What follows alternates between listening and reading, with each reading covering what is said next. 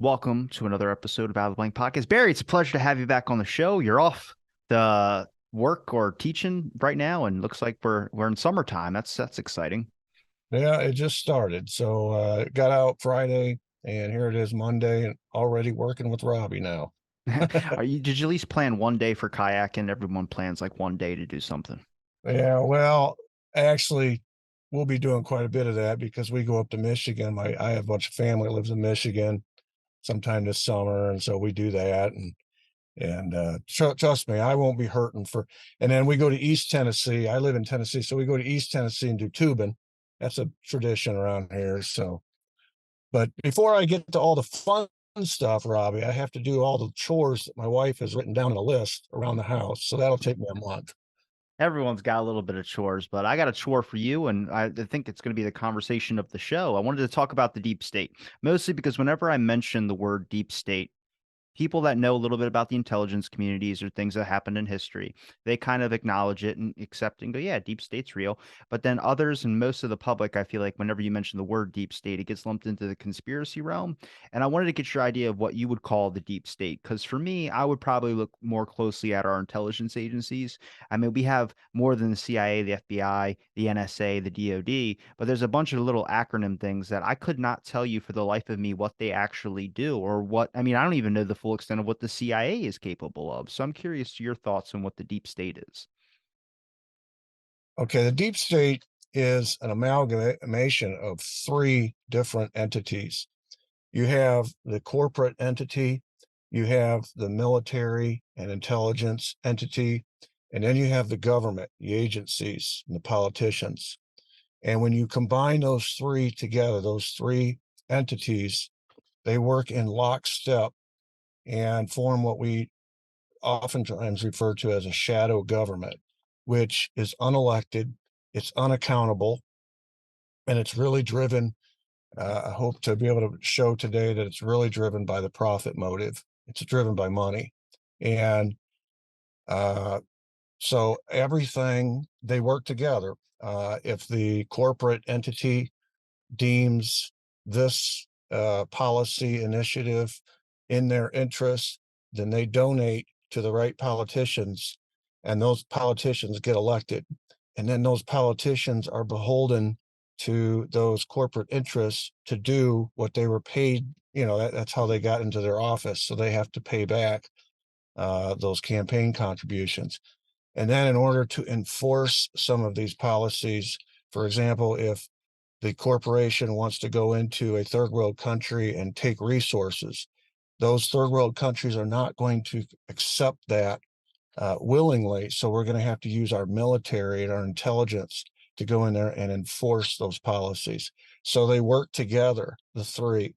And again, it's in the shadows. And when we vote for politicians, we vote for what they're telling us they're going to support. But what we don't realize is who is supporting them. And that is who they're really beholden to because it costs so much to run for office. They can't, if it comes down to supporting what Robbie wants versus as a constituent versus what the say a big oil company wants, they're going to go with the oil company every time because the oil company donated millions of dollars to their campaign and to their agencies and to their causes, and you probably didn't. So it comes down to money.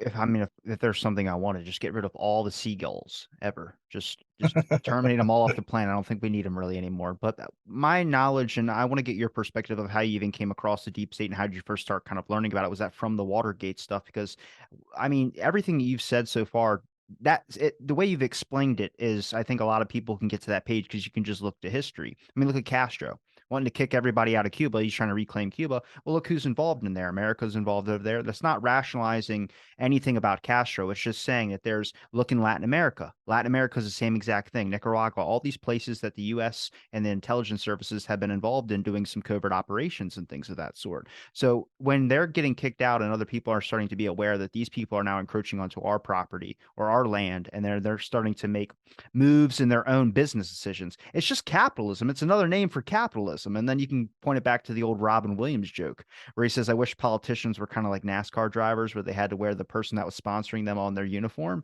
Like Yeah. there's a long lingering stereotype of like this kind of business. Everything is incentivized by like a deeper agenda, which is just business interests and profit motives. And I think we've been seeing that go for a long time. And I've recently became interested in the whole deep state talk because I realized how involved into everything.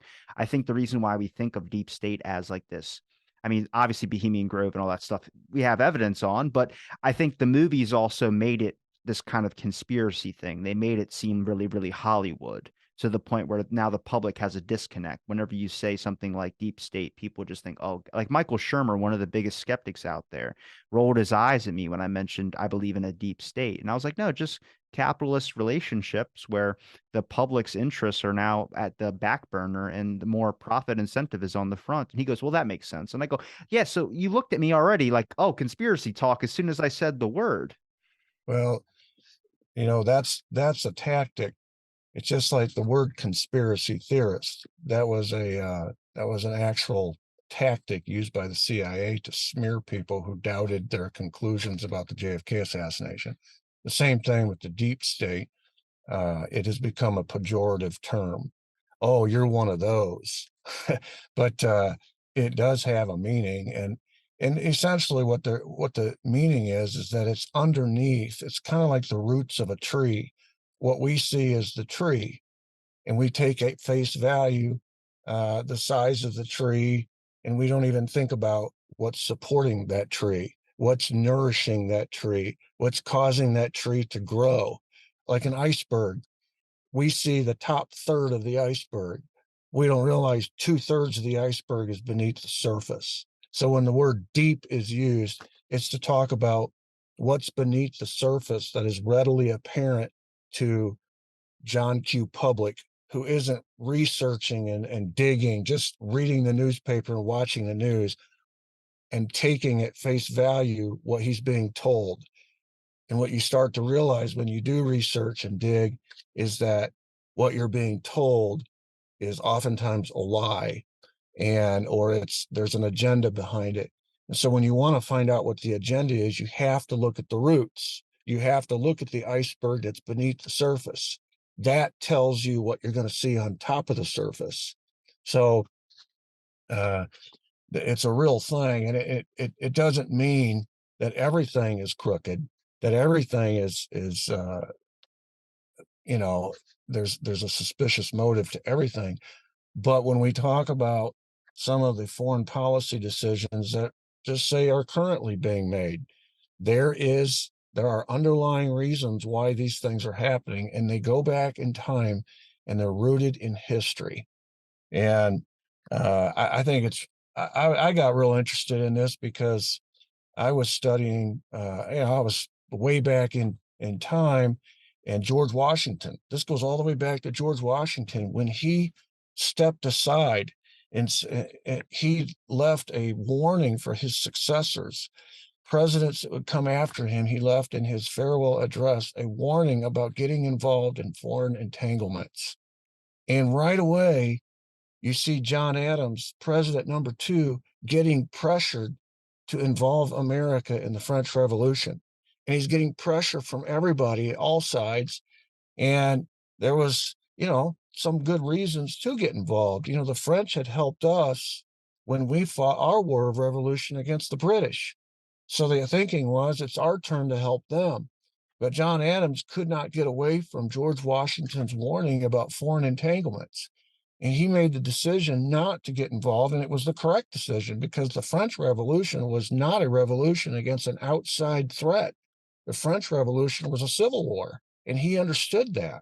And if we had gotten involved as a young, fledgling country at our weakest point, it would have brought us into that vortex and we would have been destroyed at the same time that France was destroyed, basically. It would have destroyed us. And he had the good sense to see that. But it was because of George Washington's warning. Now, John Adams didn't get any credit for it. He lost his reelection campaign. He became the first one-term president in American history. And of course, that's not a badge of honor. So he didn't get rewarded for it in the short term, but in the long term, historians look back and say, John Adams, we didn't have much of a deep state at that time, but he was feeling pressure, and there was some military pressure and some business pressure and some diplomatic pressure to go involve ourselves in that war. And he stood up to it, but he did not get rewarded for it. Now, fast forward to 1960, we have another outgoing president who's giving another farewell address, and he warns of a military industrial complex. His name was Eisenhower. And he was part of the reason we had a military industrial complex, but he saw it for what it was. And he said, whoever comes after me is going to have to stand up to this because they're going to want to get us into every war. They're going to want us in a permanent state of war because it's good business. And the president who succeeded him was John F. Kennedy. And John F. Kennedy, after a little bit of a faltering start, stood up to the military industrial complex and like John, and resisted our getting into Vietnam, was going to pull everybody out of Vietnam, uh, took away a lot of covert ops away from the CIA. And the net result of that was he didn't even get to his second term. He got assassinated. So I think it's interesting. You look at two presidents who succeeded uh, Washington and Eisenhower, both of whom gave warnings of this deep state.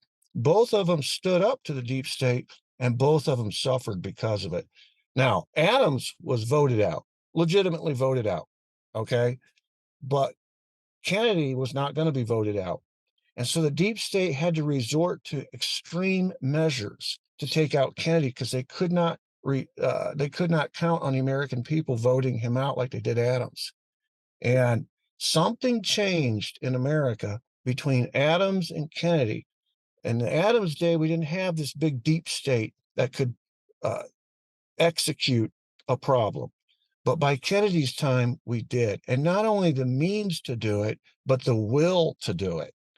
And it's really fascinating to look at what happened after two wars, the Civil War and World War II, and how our country changed after those two wars, which brought us to the point where Kennedy could be executed in the way that he was. Do you bring up any of the social climate as well too? Like, what about the industrial revolution? Not the industrial, yeah, I guess the industrial revolution, but more about like the Great Depression era. Like, I mean, when you're already battling if capitalism is going to work, right now it's not working at all. I'd have to think with those types of big institutional, I mean, really foundation shaking historical moments where I that the deep state has a chance to either expand or I mean they can pull out of it at any moment really. Uh I just look at I mean, even with Nixon as well, too. I mean, I put a lot more weight into that they targeted Nixon to get him out. I don't think he would have been great to be president, but I think even when I spoke to Jeff Shepard and then through my conversations with you, I start looking at Nixon a little bit differently than the rest of either the left or other people start to look at him. They go, "Oh, are you defending Nixon?" I'm like, "I'm not defending him," but to say that that guy was involved in Eisenhower's administration and then he didn't know anything about the deep political stuff that was going on. Of course he did. He had to know what the climate was like. That's why when he lost to Kennedy, there was, I mean, yeah, he said a few statements about Kennedy and things of that sort, but it looks more like he's biting his hands a little bit. He's kind of like, I'm just going to wait my time. And that's why he made off-color statements like the Bay of Pigs invasion and a bunch of things of that sort, because he already knew what the climate was like.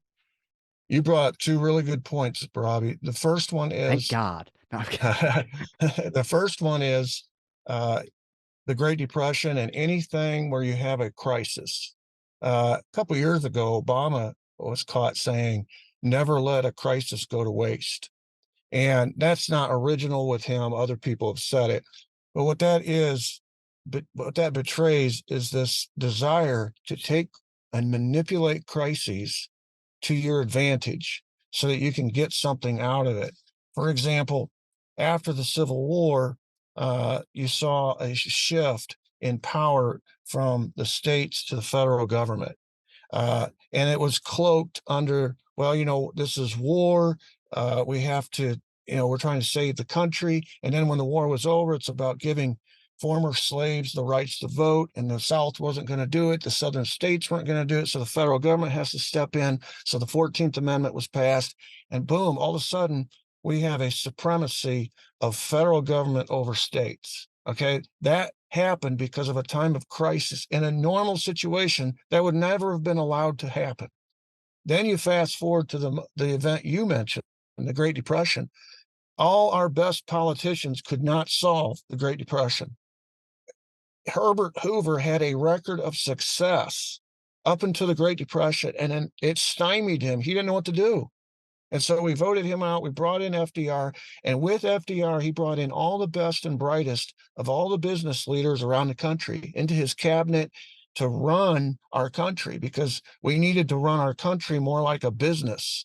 It was not succeeding politically. And there was a real danger that America and this experiment in democracy was going to fail. In fact, it was during that era that more people left America, and a lot of them head for Russia and different places, than they did coming into America. It's the only time in history that more people left America than were coming to America, because it seemed like the dream was dead. And then you sandwich around the Great Depression, World War I and World War II. Those are three major crises. And in the out after World War II ended, you're going to see the these crises, these three crises in a row, are going to uh, bring all the power base in America into Washington, because we've got to run our country so that it can make a profit. We can't have another Great Depression. And B, we have a new threat, and the new threat is the Cold War and the Soviets. And so that's not going to go away anytime soon. And so we need to get on a new footing, a war footing, a permanent war footing, to be able to stand up to the expansion or possible expansion of communism. And that became our policy. And so we brought those crises introduced into the American political arena a new level of power and money that we hadn't seen before. And we accepted it as people because they were crises. And we thought, well, they know better. The elites know better. The second point you brought up, which was interesting, was about Nixon being set up. And I just want to touch on that real quick. Uh, you know, there were three occasions during the Cold War when a president had an opportunity to make peace with the Soviets. And in all three occasions, the first was uh, Eisenhower was going to go to Paris and meet with Nikita Khrushchev in the famous Paris Peace Summit. That got sabotaged because our U-2 plane got shot down, and it caused an international incident, which Khrushchev used as a pretext to storm out of the meeting, and voila, the Paris Peace Conference didn't happen. The second one was Kennedy, when he signed the nuclear test ban treaty with Khrushchev, and he was going to, in a second term, he was already back channeling negotiations with Khrushchev, and they were going to end the Cold War in a second term. But Kennedy got killed. The third one was Nixon, when Nixon was traveling first to China and then second to Russia, and we enter into this period of détente, a very famous relaxation of tensions between the United States and the Soviet Union. And the powers that be, the Cold War powers that be, that had a vested interest in the Cold War continuing, eliminated Nixon, like they had eliminated Kennedy, like they had eliminated the Paris Peace Conference. There is a pattern to the way the deep state precluded or foreclosed on any opportunities of peace with the Soviets so we could keep the Cold War going. So that's the tree that we see above the ground. What are the roots beneath the ground that caused them to do that? That's when you get into a study of the deep state and what their motives were. It's fascinating. And I always tell my students this: by the time we get done with the year, they can repeat this verbatim. They've heard it so many times from me. It always goes back to money. It always goes back to money. And when you talk about the deep state and these decisions that they made to keep the Cold War going as long as possible, today it's not the Cold War. Today it's the war on terror. The war on terror has completely substituted the Cold War. Uh, it's all for the same reason. It's money. I don't think it's possible to track what the deep state is connected with, all the various things it's connected with now. I think that's impossible just because it's been kind of going without being checked for a very long time. But just to add on to the point of with Nixon, it's really interesting to me that the history books only talk about Nixon and Watergate, but nobody ever talks about the church committee. Nope, there was no punishment for the agencies on the church committee besides like an article. But even if when you go and search up anything about the 60s, the 70s, anything like that, Watergate's the very first one, and it's Nixon's like baby as much as the Bay of Pigs is JFK's, which is to me, I mean, if you look at like the power of the deep state, I think it grew in the Cold War. I think that's when it was really like everything was being funneled into them budget wise, and they were really kind of expanding because of the aspect of we need our intelligence operatives, we need our agencies to have these types of powers. You get MK Ultra, which is insane, but it's really where the creativity and a lot of the unlimited funding start coming in. I mean, I thought it was weird that even with the church committee, the CIA thought it wasn't smart for them to publish their budget. And it's like, you guys are exposing a heart attack gun. You guys are exposing COINTELPRO. You guys are exposing a bunch of things that are from various different agencies, and you're not going to let them publish the budget. Like academic influence, you're not going to talk about what their budget is. As soon as they say, no, we don't feel like that's necessary, you just gloss off. Like it to me, it's like the church committee was a bit of a whitewash. But that whole period of the 60s and 70s, where we see the most, I mean, protests, not only about the war, but it's also the most, I would say, involvement that these agencies, from what I can tell, have really had their hands in domestic populations. I mean, trying to, it's like that movie with Tom Cruise where you're trying to prevent a crime by also like predicting it. That's what they were doing. They would find a group that they thought was going to be something against their intentions or in their endeavors, and they would infiltrate it and try and get it to go against itself. Which, I mean, it's a really smart strategy, but it's also like you can't predict the future. You don't know if that group is going to end up being hostile or domestic terrorists or not. I mean, the Weather Underground was kind of bad, but also look at 9/11. I mean, 9/11 was a horrible event that happened, but then we see the expansion of the security state, big surveillance, and that's what leads into today, where we've all become normalized the aspect of everybody being able to monitor us, either our emails, our phones, our text messages, any things of this sort, which is only going to get worse with how much we have technology included into every single device that we have. Soon they'll be able to track your toilet. Every crisis, it all goes in the same direction. It's always more power, more intrusion, right? It's never less. It's always more. I think one of the mistakes that we make sometimes is we try to judge the motives of, let's just use that term, deep state, by the same motives that we live by. And we say, why would they do this? It's not right. And that's a big problem. It's an obstacle to understanding their mindset. This all comes out of the corporate mindset, which was introduced after the Civil War when the rise of these big corporations, and written right into the state laws where these corporations were located, was these ultra vires acts. Ultra vires is a legal term which basically sets the parameters of what the corporation can do, what it is legally authorized to do, and how it is authorized to operate. And basically, without getting into the weeds too much, the corporations, these big, massive corporations that would come to be after World War II, starting after the Civil War, were authorized to do two things.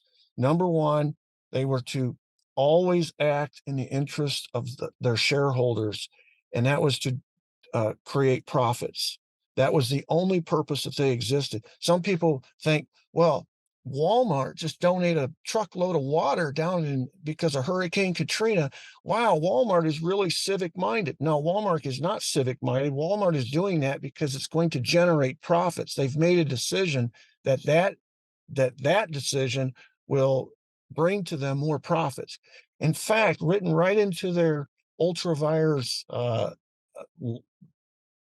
or basically their laws, was the fact that any board of directors or any CEO that was found to be acting in the general interest of the community or the public versus the interest of the shareholders, which is profit, could be fired. Could be fired. So that tells you what corporations are about. It's about profits and their interests. It is not about the public interest and being civic minded. Now you say, what's that got to do with the deep state?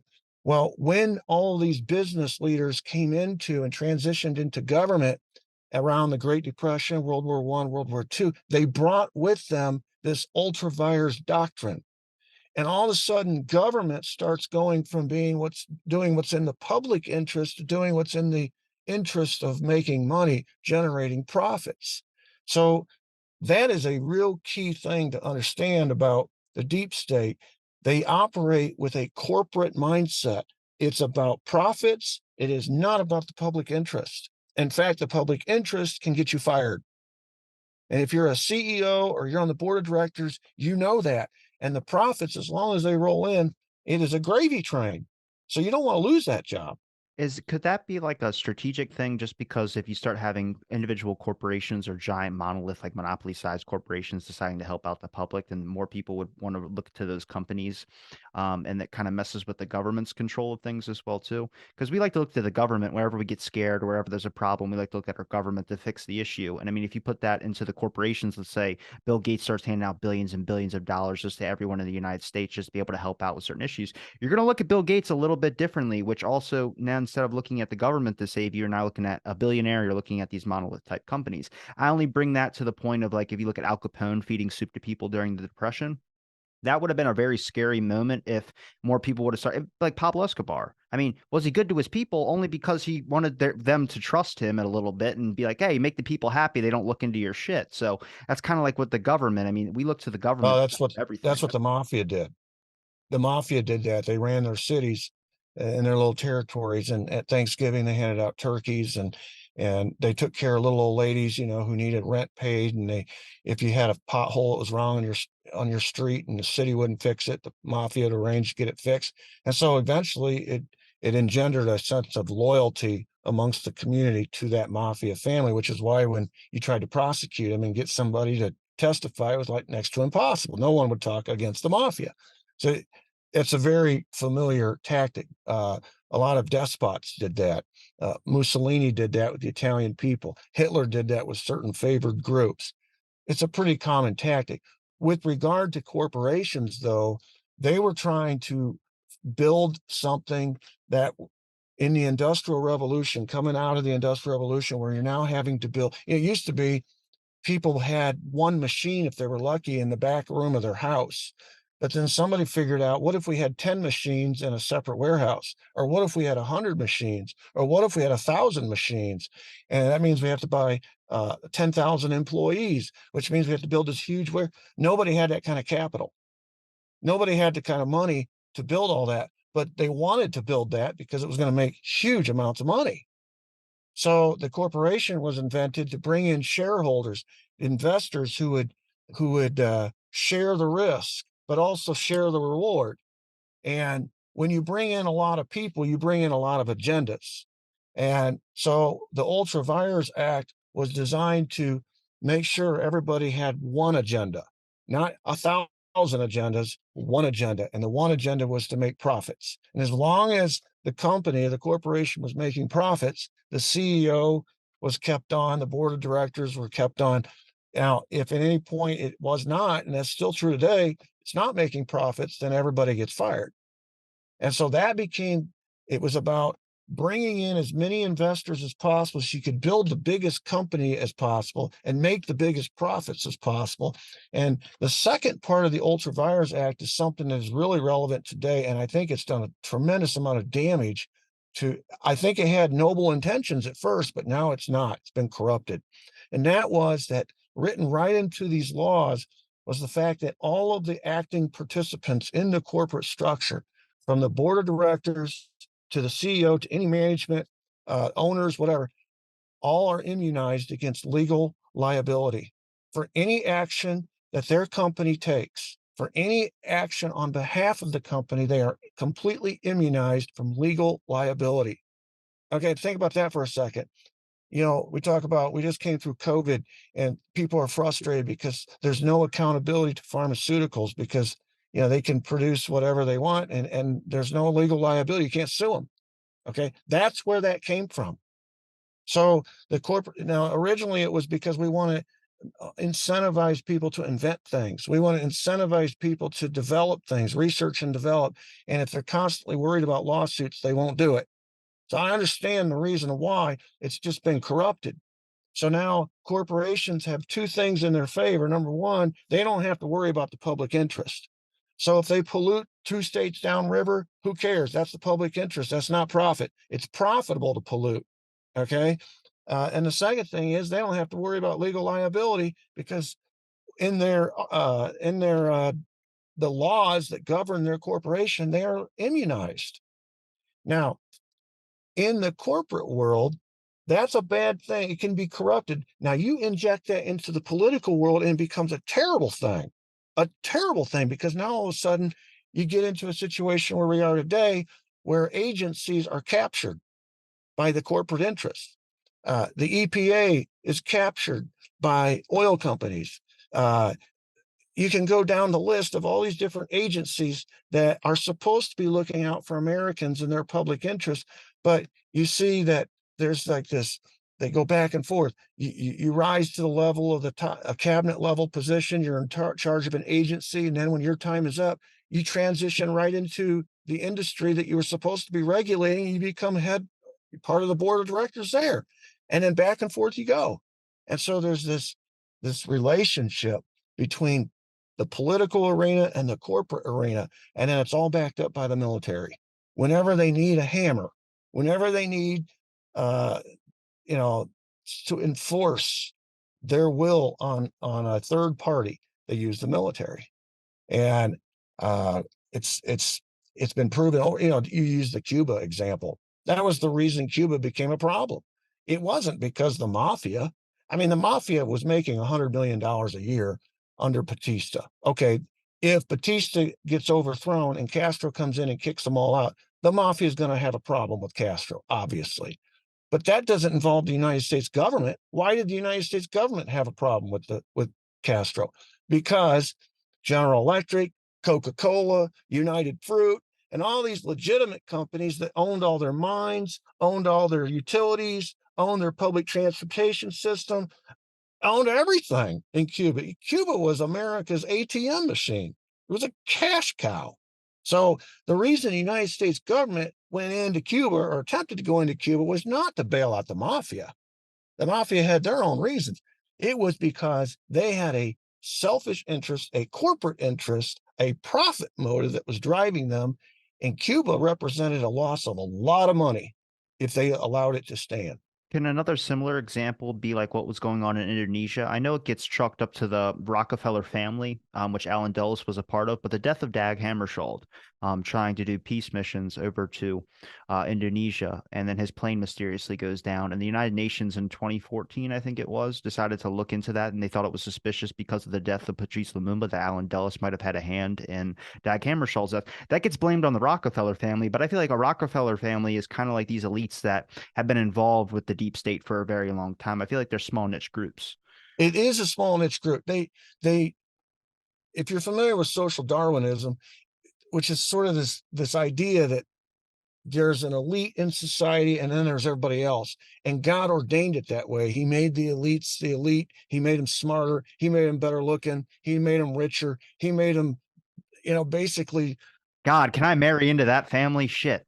Exactly. And you name the Rockefellers, there's a whole bunch of them, and they all send their kids to the same colleges. They go to the same prep schools. They go to the same colleges, uh, and then they intermarried one royal family with another royal family to keep it all in house.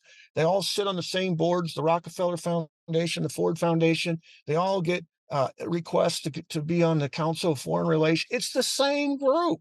It's how 50 or 60 people can run the entire world, because it's all the companies are run by 50 or 60 people. The same people are sitting on the boards of all these different companies. And then they contribute to all the politicians. And so they're in control of the politicians, like Geppetto pulling the strings of Pinocchio. And then when the military acts on the behalf of the politicians in the corporate world, they're basically acting on behalf of those same 50 or 60 people. So 50 or 60 people are running the world. And you talk about what happened in Indonesia, the same playbook happened in Iran, happened in Guatemala, happened in Cuba, happened in you just go on and on and on. Hawaii. How did we get Hawaii? You know how we got Hawaii? The Dole family, Dole pineapple. Uh, you know, they were independently governed by they had a queen, and we used the United States Marines to overthrow their queen because the queen was going to she wasn't giving us enough sugar plantation land, whatever. And so Dole, Sanford Dole, said, "Hey, I got a problem with this." And he goes to the president. He probably had he could probably walk in the White House anytime he wanted, right? He'd made all those contributions. He was like on their guest list permanently. And so he probably said something to the president, and they go in with the Marines, they overthrow the Queen. Next thing you know, guess who is the new governor of Hawaii? Sanford freaking Dole. And now all of a sudden, Hawaii becomes a sugar plantation proxy of the United States. And then a few years later, we want to do the same thing in Cuba. Cubans were smart enough to say, well, wait a second, you're going to try to do to us what you did to Hawaii. And so before the Spanish American War, they made the Americans promise if Cuba got free of Spain with our help, that we would not make them a colony like we did Hawaii. So, part of our problem today is we don't have very good relations with a lot of, especially these countries in our own hemisphere, Latin America in particular, because they've seen this playbook over and over and over again. And anytime there's a resource, you mentioned Lumumba. The Congo was a broke, poor country because it was always stripped by its colonizing powers. Belgium had stripped Congo for years. Now we wanted to. Africa would have been the same thing, I feel like, with Tom Boya. Africa should be, it's so loaded with resources, those African nations should be wealthy, but they're constantly being uh, all the precious metals, the minerals, everything that they've got, oil, whatever, it's always being stolen by the developed countries. And then when a leader comes along like Patrice Lumumba, who says, "Wait a second, time out. We These are our resources." When a guy like Fidel Castro comes along and says, "Cuba is for Cubans, not Americans, for Cubans," then they become a problem. And we take them out. We tried 600 some odd times to take out Castro. We did take out Lumumba, and we took out the government in Guatemala. We took out the government in Iran and Indonesia. It's the same playbook. And if you know your history, you start to see that and you start to wonder, what are we doing in Iraq? What are we doing? There's a resource there. What are we doing in Syria? There's a I resource there. I think heroin and when we talk about Afghanistan and things of that sort, just because I mean Vietnam, those are like two. I mean, I know there's many reasons to go to war, but those are also like the two largest or longest wars we've ever had, and they're the two largest heroin trades or heroin triangles, basically, in the whole entire world. Which is it's a resource. I mean, look what they used to poison Castro's cigar. It's botulinum toxin or something like that. It's black tar heroin. That's exactly what the original root chemical of some of these poison cigars were. So it's like Robbie, why did we want to go to Vietnam, which was 9,000 miles away, and fight there? because to stop Because there was, communism. oh yeah, of course. As long as we could cloak it under communism, we could basically do anything. But there was a heroin trade coming out of there as well. And that was what we called, I mean, they made a movie about it with Gene Hackman, the old French Connection. And where the heroin would come out of Southeast Asia and go through France and eventually Cuba. And from Cuba, it would be launched into America and sold in our biggest cities, in the inner cities. It was targeted for the inner cities. So it's accomplishing two things at once. It was making somebody a bunch of money, which was the CIA. And secondly, it was targeting our minority populations. That's no different than Britain back during the days when they had all these they had this huge empire of forcing Indians in India to grow poppies and instead of food, so that they could starve Indians simultaneous to taking all those poppies, heroin, and forcing it on the Chinese population and killing them with drugs. This is no different. We're doing the same thing. We were importing drugs into our inner cities to pollute the inner city minority populations and make money, just like the Brits forced the Indians to grow poppies to force those drugs on the Chinese, killing a bunch of Chinese and at the Opium. same time killing Indians because they didn't have any food to eat. Yeah, It's opium. been going on. I mean, that was a Malthusian idea. Thomas Malthus comes up. We have too many people. And Britain was like, well, we have two of the largest countries in the world by population. We could cure two problems with one if we force the Indians to grow drugs instead of food. And that's what they did. And so You When did know, it get switched domestically? Because that's the interesting part is that we have completely ignored what we were doing in over other countries or just, I mean, overseas. The American public has because we're very focused on here, and I think we should be very focused on here, but we're not focused really because we're not really getting a whole lot of progress going because the deep state is still running, but they found a way to work into a tactic, much like they used COINTELPRO to invade either the KKK, the Black Panther parties, and have them divisivize each other. They've done that here. And I think now you can extend that to even social media with the amount of like fighting in between people. I think those social media companies are definitely aligned. Some of them, not all of them. I just think some of the big monolith ones are. But there's got to be a point that you can mark, whether it was after the Cold War, whether it was after Watergate, when people started questioning what our agencies were doing because a lot of blame goes, we need to start limiting our budgets of our agencies. I go, that's kind of like chopping a branch off of the main tree. It's just going to grow back in a different spot or something like that. But if you look at like, we've completely ignored what I know people talk about, what are we doing overseas? Yeah, but nobody knows. That's the thing. And their business interests are still going, their profits hit them what their money is. Go to the places where they're making their incentive. They're making all of their money. They're not making it here. I know everyone goes, well, look at all these companies are making billions of dollars per year. I was like, but that's like the face. What's behind the face? The ones where their real money is coming from, the stuff that they know that they're not going to keep in this country in case something ever goes bad. They're keeping it where they can get it, why they can get it, and that's in other countries. you know, you asked when did they start operating here domestically? It happened pretty quick. Uh, in 47, the National Security Act was passed, which created the CIA. A lot of people don't realize part of that act also created the opportunity or the authorization for the CIA to have a subcommittee, which would launch covert ops. And written right into the bylaws was this: they had to operate in foreign countries. We were deathly afraid of a secret police operating here in America, but almost immediately it was. And Truman, who signed the act in 47, by the time we get to 63, 16 years later, he's figured it out. Now he's a private citizen in Independence, Missouri, so he can't really do anything about it by this point. But he did write a letter to the Washington Post, and he said, "We got a problem. The CIA was supposed to be acting, in international arena, collecting intelligence, reporting that intelligence to the president. Instead, it's acting in its own interest as a sort of like a quasi self government, and it's doing all these covert ops. It's become a policy making actor instead of just collecting intelligence like it was intended." Now, you say, well, so it didn't start till 63. No, it started much before that. That's when Truman figured it out. You go back to the instances that you were talking about, the media being captured, but that's a domestic operation. That started, Operation Mockingbird started in the early 50s.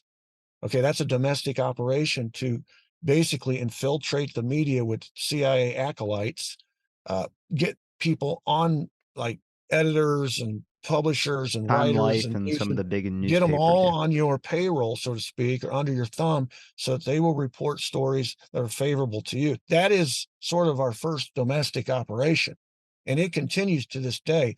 The medium has changed. It's no longer as necessary to control the newspapers, so you control the social media companies. It's the same thing. Uh, Hollywood, it started in the 50s with Hollywood, continues to this day. Uh, Television, radio, uh, it just goes on and on and on.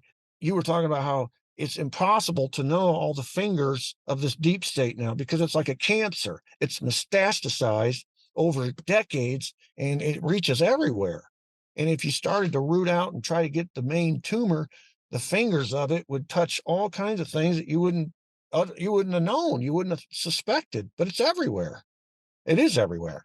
So one domestic operation begets another when they can get away with it. You mentioned MK Ultra. That was a domestic operation. It started overseas, but it came home. And that's where they did a lot of their research and development, it was right here on US citizens, unsuspecting US citizens.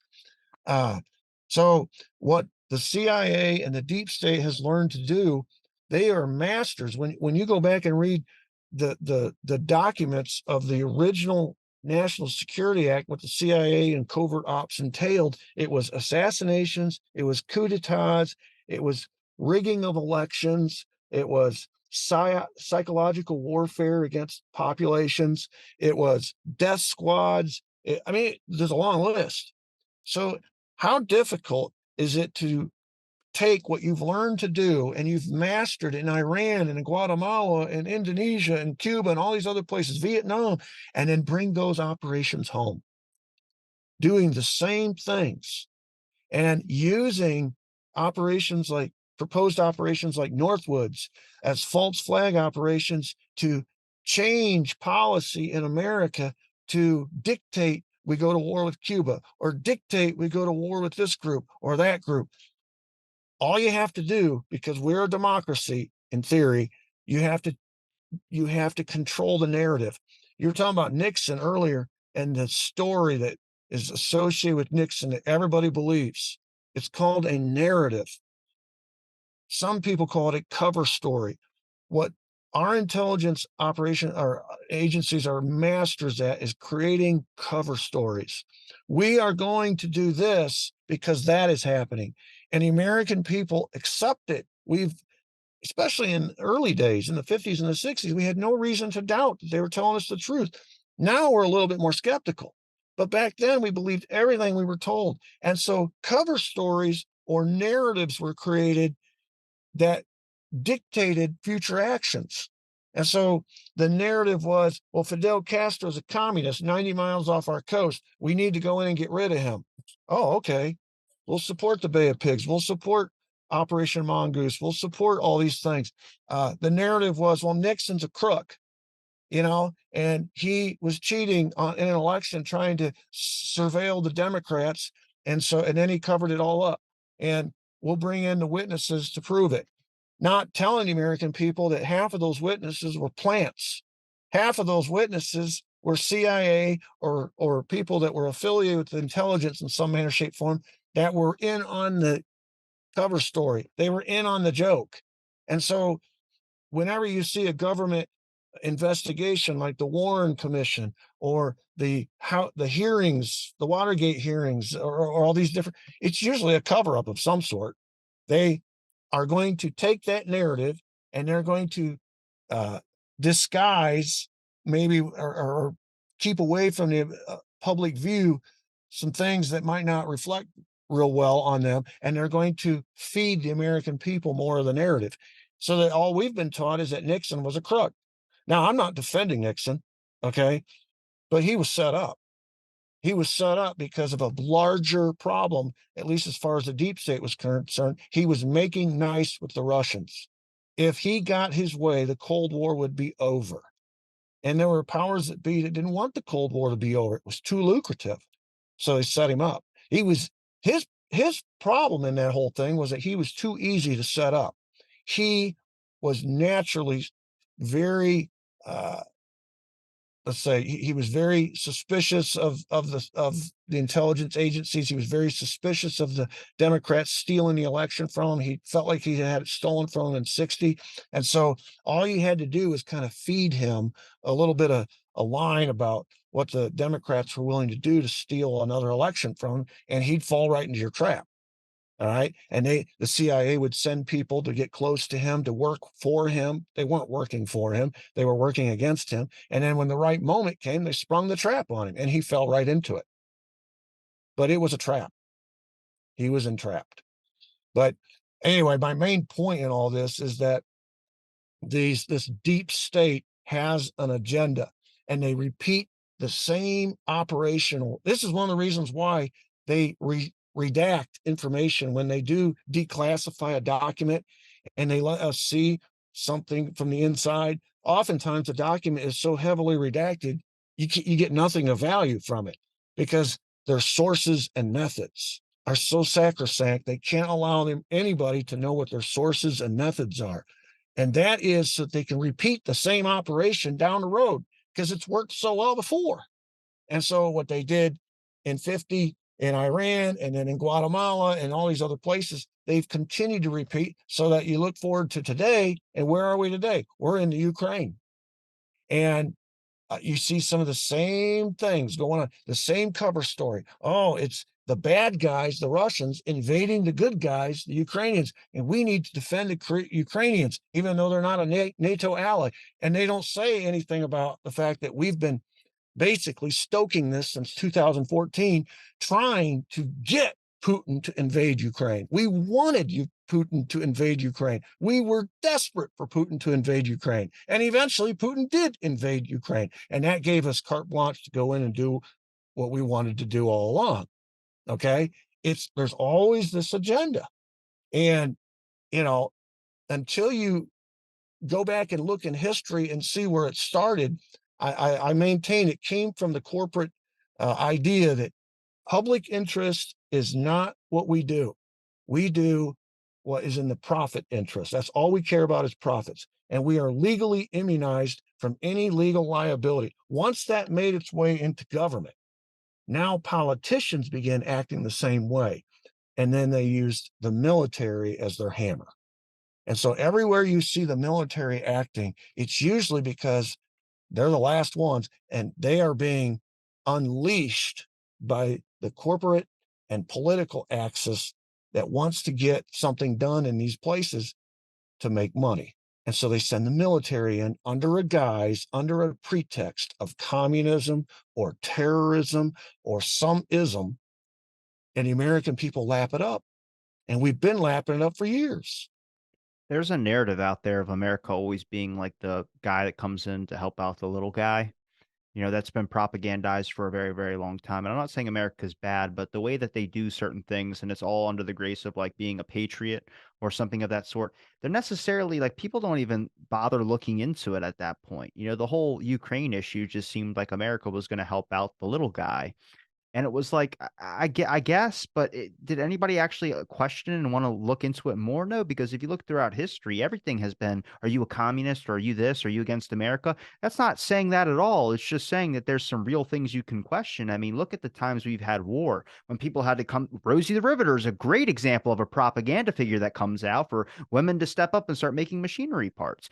That's the whole thing is like there's this whole like help us. It's us. They're gonna come over here and they're gonna get you. And then America gets this kind of I wouldn't say umbrella, but becomes like an umbrella to cover like the American people as well too. Even though if you're questioning your government, like I don't think we should be over there. Hey, guess what? They're gonna come over here and they're gonna take us all out.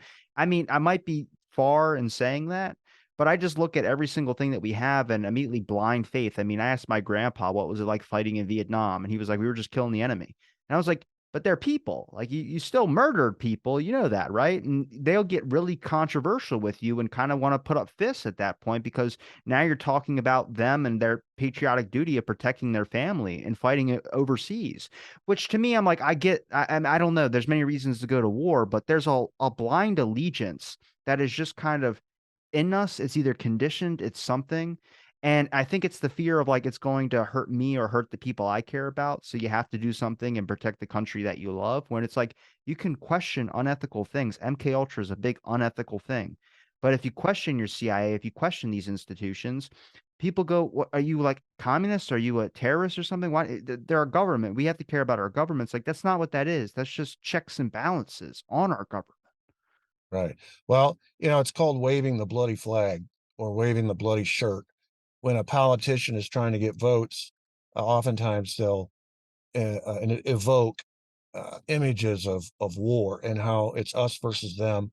And of course, that implies that if you don't vote for him, that you're voting for them. You're voting for the enemy.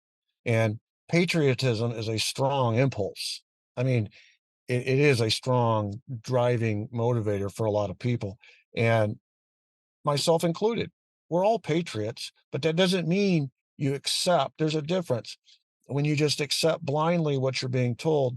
That's getting into a different arena. That's no longer patriotism. That's just being gullible. That's being easy to manipulate. And a lot of crimes against humanity uh, have happened under the guise of patriotism. I promise you, the German people thought they were being patriotic. I promise you, if you ask Germans in the lead up to World War II or during World War II, that they thought they were doing what was good for the fatherland. They didn't see it the way we saw it. There's different perspectives. It's not till later and you can sort through history that you can look back and judge evil and maybe it can happen in the moment, but oftentimes in the heat of the moment, everyone thinks they're right. Everyone thinks they're doing the right thing. When we were fighting Japan, when Japan attacked us at Pearl Harbor and we felt so victimized, I promise you the Japanese people didn't feel the same way. They felt victimized because we cut off all their oil. And they said we didn't leave them any choice. There's always two perspectives. And when you look at the Ukraine, the perspective that is driving this is that we have an irrational hatred for all things Putin and Russian. And it doesn't take a genius to go back to 2016 and see that Hillary Clinton knew that, is why she concocted the whole Trump Russia collusion thing, because she knew the American people would buy it and the media would buy it, because we already believe Russians are bad. And ergo, Trump is bad because he's in bed with the Russians. Now we know that the whole thing was concocted. And yet, the New York Times, the Washington Post, ABC News, all the big media outlets still believe it's true, even in the face of evidence, because this anti-Russian thing is so strong in our country. In the aftermath of World War, you got to go back. In World War One, it was the Russians that dropped out of the war. They were on our side. They dropped out of the war and left the Allies in a bad spot. If the Americans had not joined in World War One when we did, the combination, the Americans joining with the Russians dropping out, still left the Allies in a strong enough position to win. But we never forgot that or forgave them for dropping out of that war. Lenin pulled them out of that war. And then fast forward to World War II, they're on our side, but only because we have a common enemy. Before Germany invaded Russia, Germany and Russia signed their own peace treaty that Hitler eventually double crossed them on. And so in World War I, World War II, we look at the Russians as basically traitors. And the only reason they were on our side in World War II is because Hitler was a bigger traitor to them. He invaded them. But as quickly as we could, we double crossed them. Uh, uh, Roosevelt and Churchill had made a decision that when this war was over, we were going to accept nothing less than unconditional surrender from the Axis powers, nothing less, and that we would not go behind Russia's back. Stalin was afraid that we would go behind their back and negotiate separate peace agreements with Germany and Italy, etc. And we said we wouldn't do that, and we promptly did it. Dulles, you mentioned Dulles, Operation Sunrise. If you get into that, it's an effort for us to steal as many of the assets from Germany as we could, whether they were physical assets or personnel. Most of them were people, scientists, people that could help us make rockets, people that could help us learn more about medicine, because You mean the Paperclip? Germans didn't. I'm sorry. Operation Paperclip? Operation Paperclip, yeah, and Sunrise is the operation where they snuck out through these rat lines, all these German Nazis who really should have gone to Nuremberg and faced justice, but we snuck them over here to America to help us in the next fight, which was going to be against the Russians.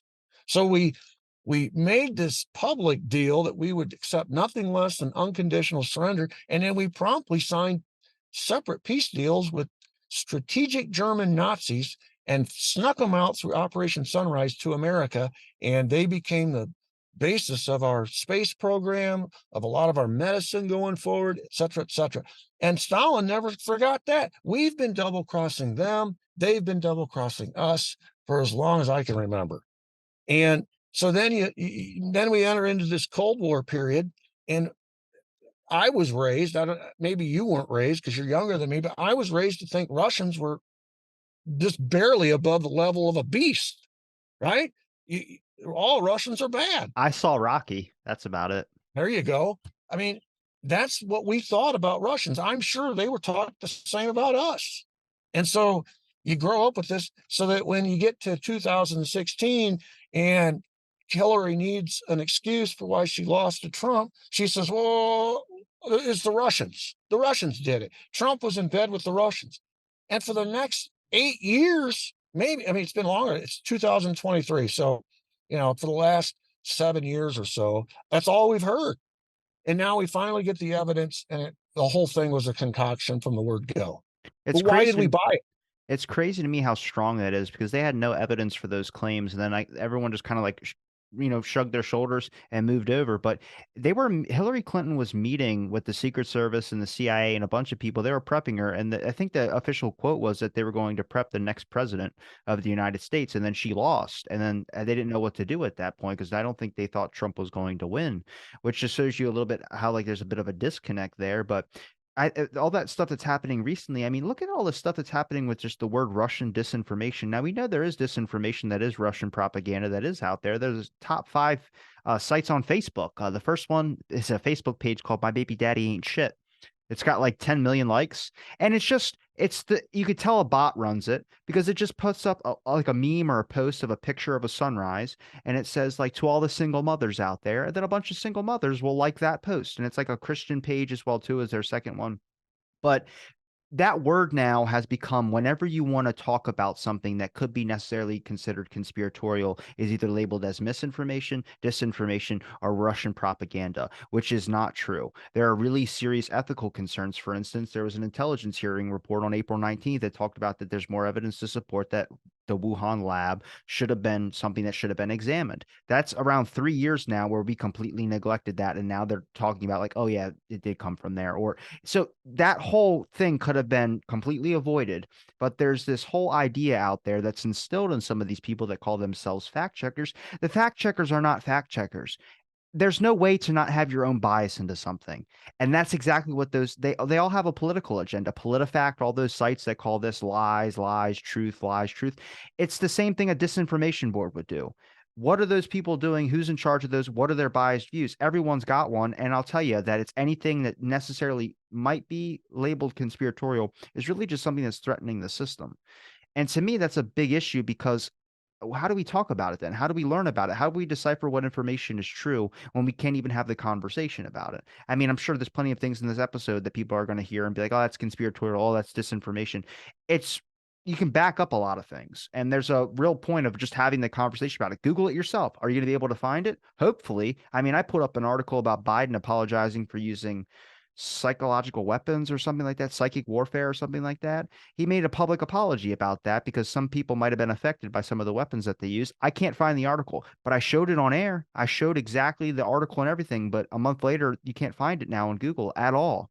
So that's limiting search results. That's blending information. That's creating your way that you want society to go. And the reason I've been thinking about this a lot is I talked to a guy who studied East Germany when the Berlin Wall was still up. And he talked about meeting these censor people, these people that would go through and have a book and go through everything, every single book that would come out and take out certain things to a point where there's only like a couple sentences on a whole page. And he goes, they weren't bad people, but they had a book and a template. And they were trying to form society of you can't talk about censorship at all. That's a crime back then. You couldn't talk about all this. They were trying to, it's like eugenics. They were trying to make their own society in the way they wanted it to be. And that's kind of what we've been doing for a very long time, and where it's kind of threatening when it comes to disinformation boards. You're trying to make people think exactly like you and have no outside opinions that necessarily could be close to the truth. So when does the truth ever come out? Well, at this point, I don't know if it ever will. There's a lot of people that have been voicing things for a very long time, but you see what we did to Snowden. People call him a hero and people call him a uh, traitor to his own country. It's like recognizing evil and exposing corruption and unethical things as being a traitor. I mean, you might have a different opinion than I do about that, but I look at what we've done to many people who have tried to be whistleblowers, and we used to incentivize that, and we don't do that at all anymore. Oh, no, we punish it.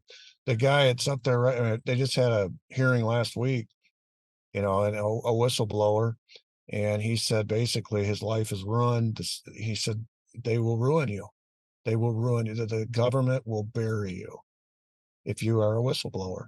Or and you talk about Snowden, he can't even come back to his own country, and all he did was reveal what we were doing, and we denied it, but he gave the evidence and embarrassed the American government because he had the evidence.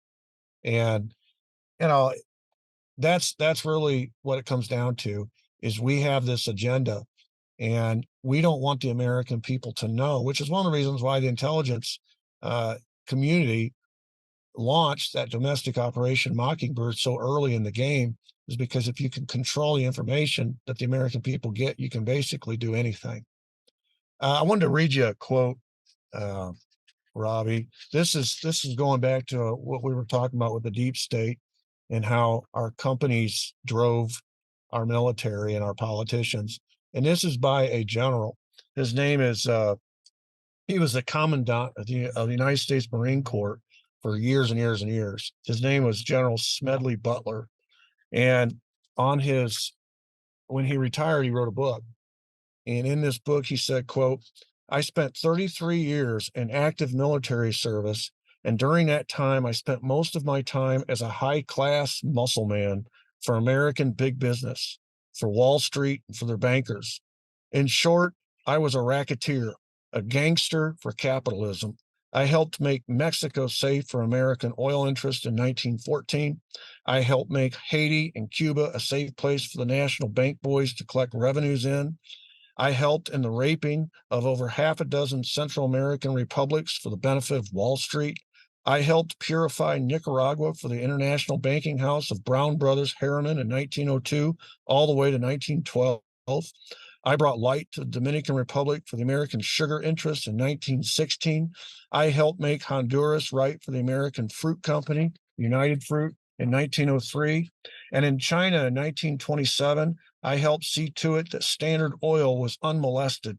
Looking back on it, I might have given Al Capone a few hints. The best he could do was operate his racket in 3 districts. I operated on 3 continents. I was just a paid gun thug for Brown Brothers Harriman.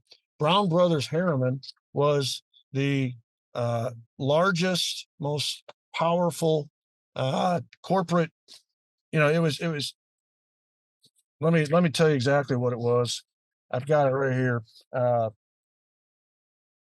Because you need to know the names that were involved with Brown Brothers Harriman.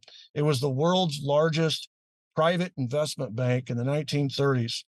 It was a United States banking firm that operated as a base for a German guy named Fritz Thyssen. Fritz Thyssen owned the largest steel company in Germany and was a big proponent or big backer of Adolf Hitler. In the 1930s, before Adolf Hitler, before the world even heard of Adolf Hitler, Fritz Thyssen basically financed his raise to power. And how did Thyssen operate? How did they get to be what they were eventually to be? It was through the help of Brown Brothers Harriman, which was based in New York. One of their affiliates was a company or a bank called the United or Union Banking Corporation, which was run by Prescott Bush. Of course, everybody knows who Prescott Bush was. Bush was the grandfather of George Herbert Walker Bush, who was the father of George W. Bush. This goes to this dynastic family, these royal families that come out of these banking firms, these law firms like Sullivan and Cromwell, where the Dulles brothers came out of. Sullivan and Cromwell was representing IG Farben. IG Farben was a German company that made Zyklon B. Zyklon B was the gas that killed the Jews in the gas chambers. Okay, so I bring this up because these corporations, though they're affiliated with causes that are very much against the public interest, that could be looked back on and seen to be against even humanity's interest, don't care. They're not in it for the public interest. They're not in it for humanity. They're in it to make money. And when you start to see the amalgamation of corporate profits with policymakers, politicians like Bush, like the Dulles brothers, and then you see what Major Smedley Butler says his role was in the military. He was the hammer, and he basically lays out where he was and what the United States Marine Corps was doing on behalf of Brown Brothers Harriman and Sullivan and Cromwell, these firms that were controlled by these few elites. That's the deep state. The corporations, the policymakers, politicians, and the military working together to take advantage of, and he listed all these countries: Mexico, Haiti, Cuba, Nicaragua, Dominican Republic, Honduras. These are all developing countries. Not one of them can stand up to the power of the United States, but they have a resource. And we wanted that resource. So we sent guys like Smedley Butler in, and he was a willing stooge. He admits it in his book. I had to do this to keep my career. But when he retired, he felt bad about it and he confessed. That's the deep state. And it all goes back to money. And of course, money equals power. And as long as you have the money, you have the power. And you do anything you want. And that's what they do. So you talk about, we don't, the media doesn't report it, and we don't know. We're taught that America is doing good for all these little countries. Ask these little countries, ask them if America is doing good. They don't view it the same way, because the Americans are the bullies, and we're coming in, taking what's theirs and leaving them behind destitute, always destitute. And then a politician comes along who says, we're not going to do that anymore. We're not going to do that in Cuba. We're not going to do that in Laos. John F. Kennedy, he negotiated a peaceful settlement in Laos, was working on negotiating a peaceful settlement in Vietnam, and was not going to go into Cuba. And they said, holy crap, we got to get rid of this guy. He's not playing our game. And then another politician comes along, Nixon, who starts making nice with China and Russia. And this Cold War pretext, which was always the Russians are bad, the Russians are bad, the Russians are bad. If that goes away, we can't do all these little things that we've been doing. And so he has to go away. And then you look who they're replaced with. LBJ comes in and reverses everything Kennedy's doing. Next thing you know, we're involved in Vietnam for the next 12 years.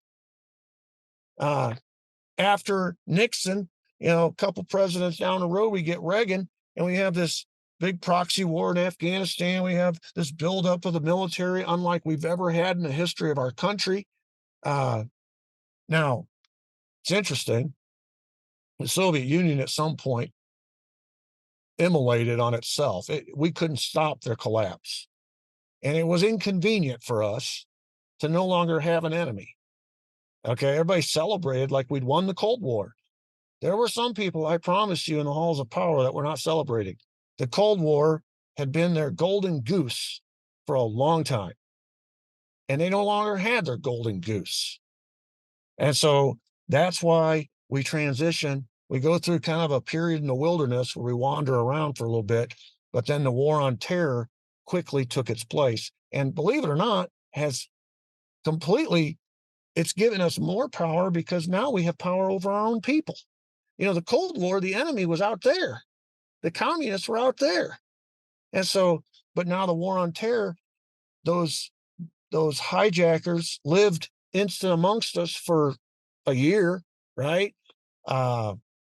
And these sleeper cells, they come to our country and they blend. And so now the thing is, we got to surveil our own people. And that's where we are now. So the authority, the Cold War transitioning to the war on terror, has just only increased the authority of the state over the individual, because now everyone's a suspect. It's not just the Russians anymore. It's everybody. It's our own people.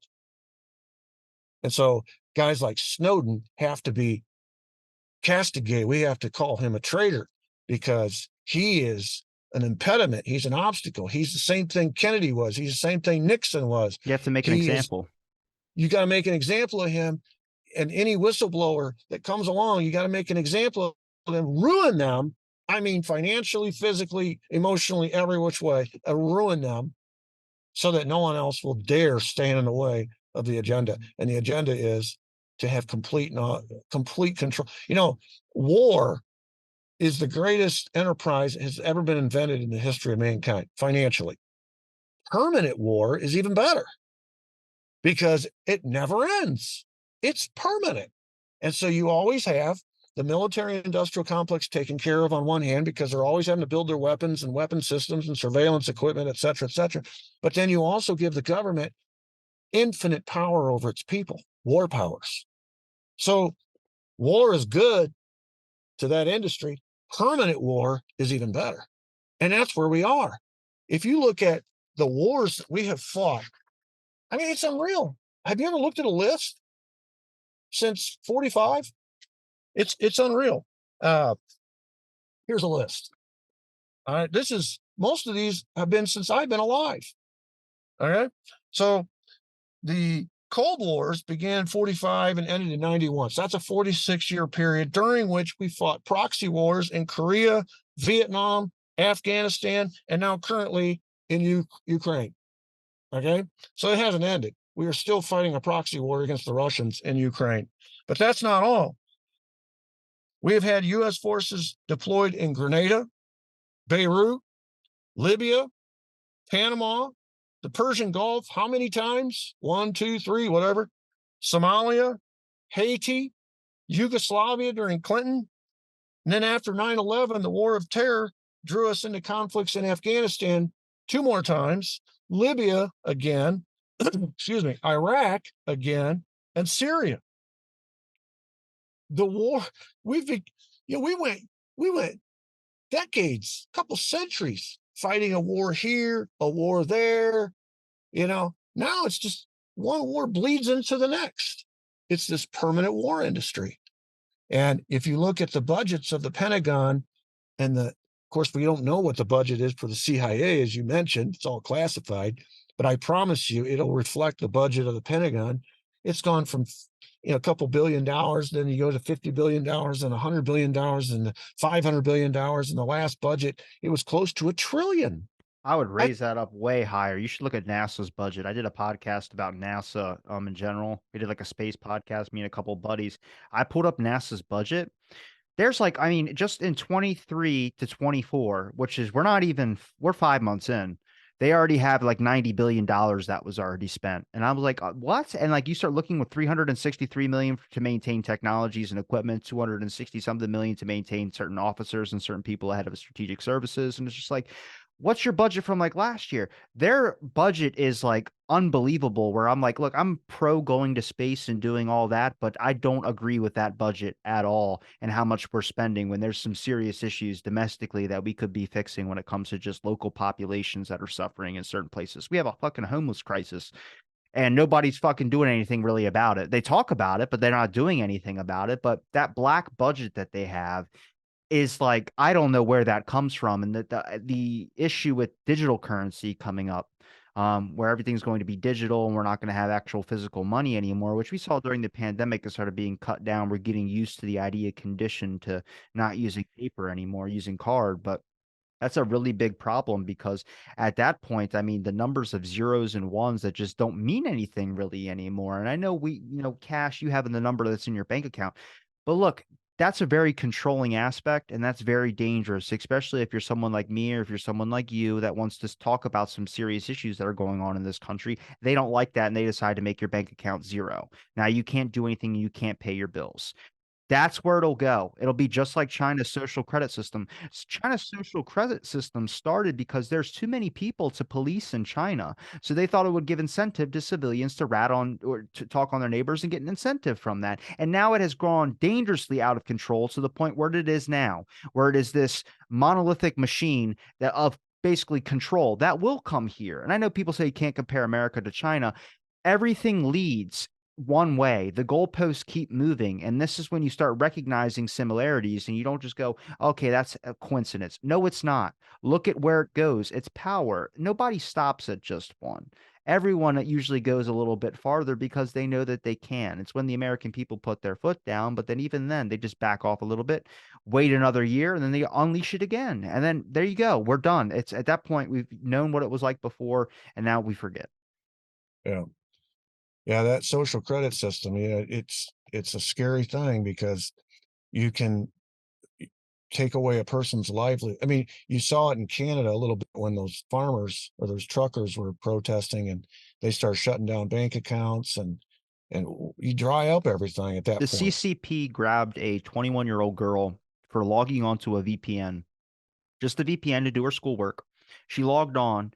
3 hours later, they knocked at her door. They took her to one of those camps. They shaved her head, and then they took away her ability to have kids. And she lost her scholarship or whatever education she had. She lost her place where she was living. Ended up coming over here to the United States. Her whole life went to shit. And there's a lot of issues here. And one good thing that Biden's administration picked up from the Trump administration was the fact that they were tough on China. The conditions they have with the CCP, nobody remembers, but Trump sent back a shipment of hair that was sent over here. Because all he did was ask the question, where did this hair come from? Because we know you have concentration camps, and we don't think that you got that legally from those people. And they called us racist, and they jumped on that Asian hate movement. And the same thing happened with Nike. When Nike just asked where their shoes were, like, are you paying the people that are making our shoes a reasonable wage? They called us racist, and they hopped on that. When Xi Jinping, I think it's Xi Jinping, when he criticized, I think it was Trump, when they were talking about Black Lives Matter, he's like, why are you letting them do that? That's what he said about the whole movement. And then he realized that there was this woke movement over here, and they captured upon that, and they jumped on top of that. And that's what I try and like show people. It's like, look at China. Every way that they're working with their government, and that will come here. What did the people in China do? They don't ever fight each other. They just talk about the government. They know their government's bad, but now they're so used to it. Look what we're doing here. We're fighting each other. We're not talking about our government. It's like this slow turning process. And that might be a large example. I'm sorry for doing that in such short words, but you start seeing some lines that are kind of symmetrical, and you start going, shit, is that going to happen here? And it will happen here. But I mean, I don't know. That could be 50 years from now. That could be 20 years from now. Everything's moving so fast with technology. Wait till we get autonomous Well, vehicles. that's what, You're never able to leave your if home. you've been in your neck of the woods up there in the Northeast, there's a candidate for Democrat president, Joseph or Kennedy Jr. Have you been paying any attention to anything he's been saying? Because I, he's talking about it. I'm He's about to talking say, about he is talking about what you're talking about.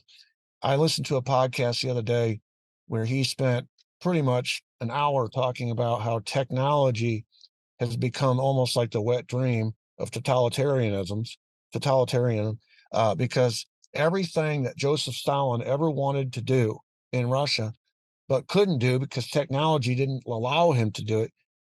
A new Joseph Stalin could come along today, and with the technology that is available today, completely control his population, completely control it because of technology. Uh, and he is maintaining that there are alarmists in our society that are driving problems, making them into crises. And he used two examples. He used COVID and he used the climate change alarmists. And he said, people are using these legitimate issues to create a mass hysteria, to generate a crisis, to allow for these new technologies to take away people's individual freedoms and their rights. And he said it's an agenda. And he says what's happened is these issues have become so divisive now because some people see what's happening. And so they don't just resist the idea that there's climate change, that moderately they say there's no such thing. They just, because they don't want the technology that's going to come along and take away their freedom. Same thing with the COVID stuff. And he said we've got to get to a point as a country where we can dial back the tension a little bit and see this totalitarian creep that's happening, where technology is being foisted upon us in the form of surveillance, Big Brother with the social credit system, with social media companies, and all these prying eyes, where it could be manipulated or misused by the wrong person. And he said, history teaches us there is always a wrong person. There will always be a wrong person who comes along to try to take advantage of that. And so we have to write protections into the law or into our society where we say we're not going to accept that, even if that means we're a little bit less secure. We will trade a little bit less security for a little bit more freedom. That's been the American ideal from the beginning of the time, which is why in the Cold War we were so easy to spy on, because Russians could come here so easily and spy. They could live amongst us and blend. It was very difficult to get Americans into Russia, which is why we had to come up with the fake defector program, because they have a totalitarian system over there and they could keep outsiders out. We had an open system and we allowed outsiders in. Now, did that mean we were a little bit less secure? Yes, but we had more freedom. And in the end, freedom won. But we're quickly going in the direction of we want more security. We're trading away all of our individual freedoms and rights for more security. it's because people We don't know want what to be those freedom. completely secure. People don't know what those freedom and rights are. They don't understand that if one goes, and they all go. It's a pillar. It's literally a domino theory. The one that they really tackled the most, and I kind of just thought of this, the gun issue. I don't own a gun, but I support anybody who wants to own a gun. It's their right to have so as an American. It's much like I fight on the pillar of freedom of speech. That is so fucking important. Like putting in reporting on certain videos, or putting in reporting on tweets, putting in things that you can flag or get people to look at and fact checkers can look at, or whatever. Not even fact checkers, just whoever owns the platform be like, you know what? I call this hate speech, and they'll just take it off. The fact that there's a button on Facebook, and there has been surveys that have tested this and exposed this, that an angry face emoji gets more reactions and more people to interact with that post if you have that anger face emoji in there. So that's what Facebook did. They added that. It used to be a like and a dislike button, or actually it was a thumbs up button. That was it. But they added the emojis because people would interact more with those emojis. They saw that people would interact with that. And then certain emojis that go over a certain peak point, like angry faces, if that hits a certain number compared to the happiness one, then Facebook checks it out and sees what it is. And that's like a big thing of like, you're already having the public moderate the public. So that's limiting freedom of speech right there in a very small, I mean, significant way in a sense. But then look at the gun issue. How many Americans own guns? The Americans that are fighting to keep their guns, for instance, those are the ones that are like, I care about the gun amendment. Most Americans who don't have guns go, whatever. I don't own a gun, so it doesn't bother me if that goes away. You can't let that thinking start, because as soon as that goes, then the other amendments go. Then other things that are individual freedoms start to go. When lockdowns first happened, they were charging you $5,000 in my town if you left your house without a work visa. I said, is anybody paying attention to our constitutional rights? Nobody thought of that because it was a pandemic and it was a disease out there. I go, look, beside that, though, that's complete government overreach into our lives, into our rights as Americans that we have and people have fought and died for. So that's what the whole argument is. You gotta like they dangle a carrot and people get distracted. It's not saying that like you don't care about people by saying, you support gun rights and you support all these types of things. You can have rules that are implied. I would say a human oversight, not like government oversight, like the general public oversight, onto really being like, hey, this is this and this is this, talking about the NRA. That's a serious issue in some cases as well, too. But you can't let the whole amendment go out the window, and you can't let government have control of that. For instance, abortion. That's a really sketchy topic with a lot of people. But when you start letting the government make medical decisions for you, you start seeing how far they're going to go. And just because your person's in a position of power at the time that whatever this is all going on, doesn't mean it's going to stay like that when their position is done. And that's like the really important thing that a lot of people don't really see, because right now their guy's winning and it's like this candidacy. Why can't the parties work together, in my opinion? Like have a Democrat and Republican go up there. You're going to have It's such a short-term thing to look and say, well, my side's winning right now, so I support it, because it's not always going to be your side that's winning. And you mentioned the, you know, gun rights people, and I don't own a gun, so I don't really care what they do with gun. No, it's the principle that matters. It's the principle.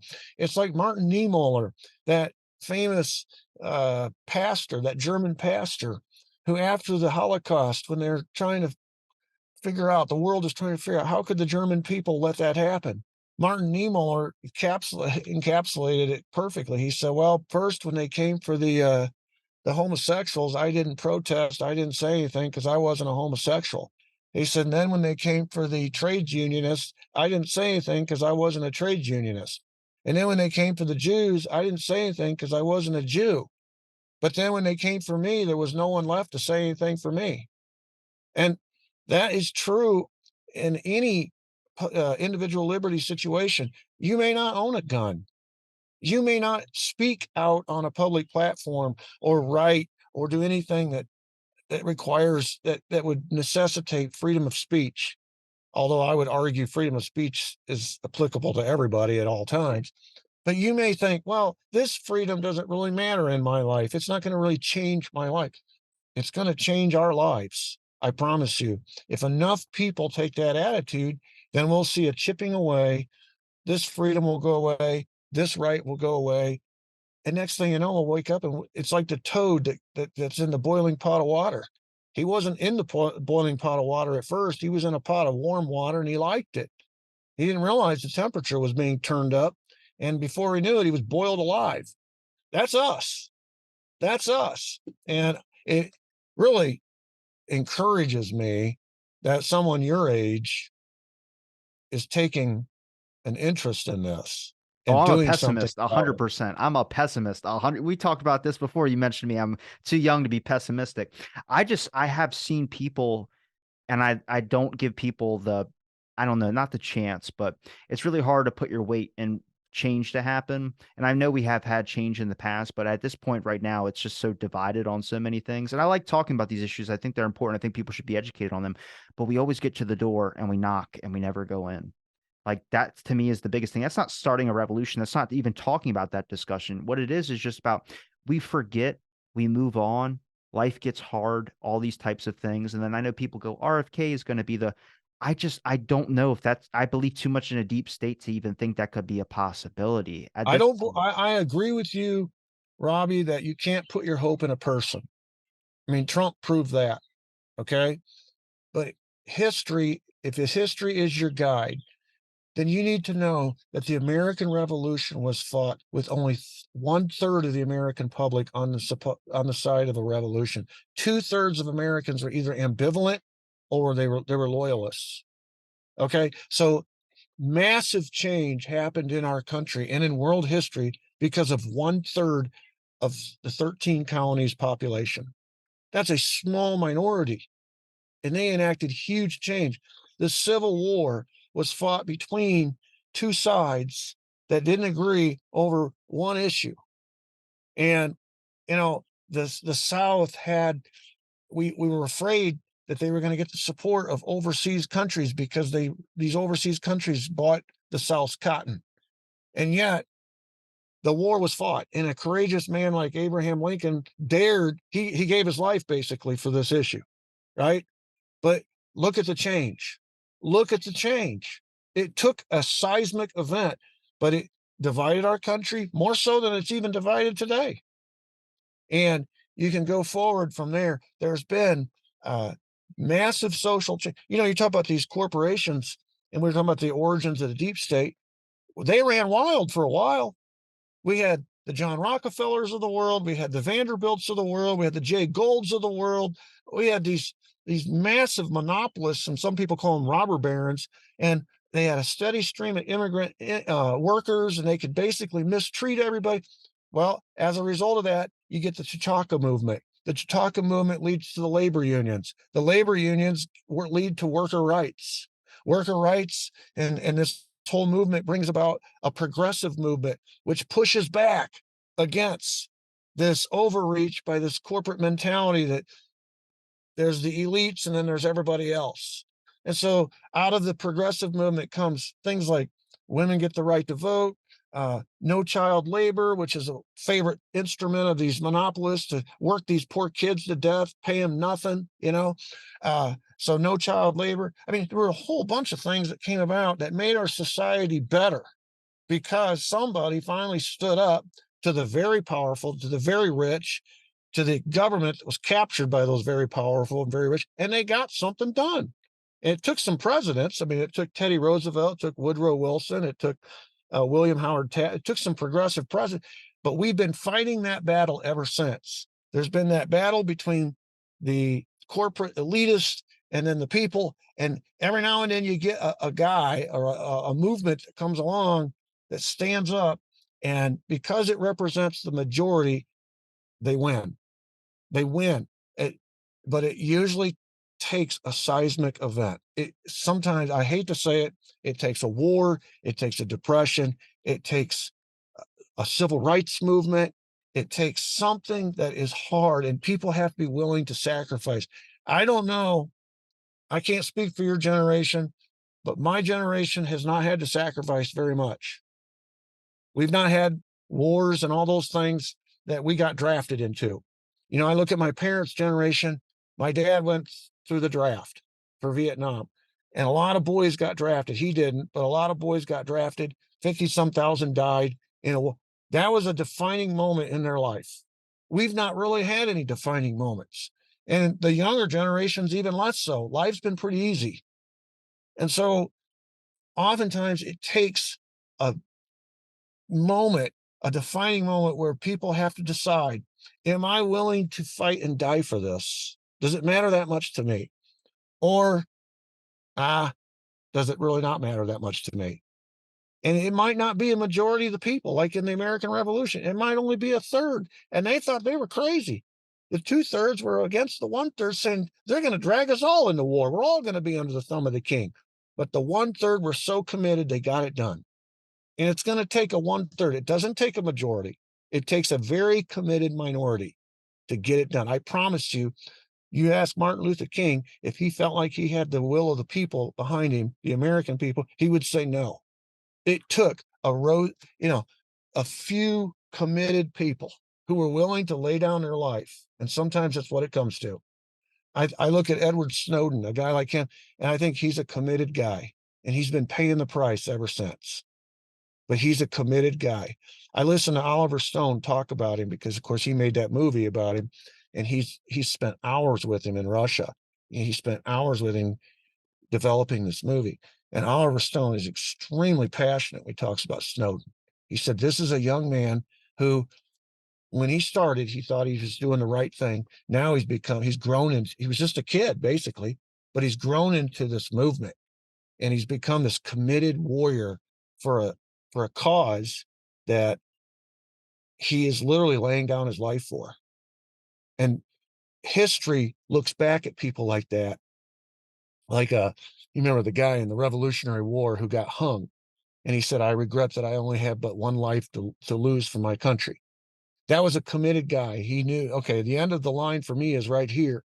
But that line lives on, and his spirit lives on. We still have, you're evidence of that. I think I'm evidence of that. In our country, there are still people who believe in that line. And that's why they have to resort to underhanded techniques, to power grabs, to totalitarian methods to get their message out, to do what they want to do, because they don't have the will of the people, and they know they don't have the will of the people. So they have to enforce it. And that goes to that deep state mentality is, okay, we don't care what the will of the people is. We're immunized from legal liability. And if we don't get what we want through legal means, we'll use the military as the hammer. And so domestically, it's not the military, it's law enforcement. And that's where we are right now. They are domesticating an operation that has been overseas and they're bringing it home. They're not using the military, they're using law enforcement.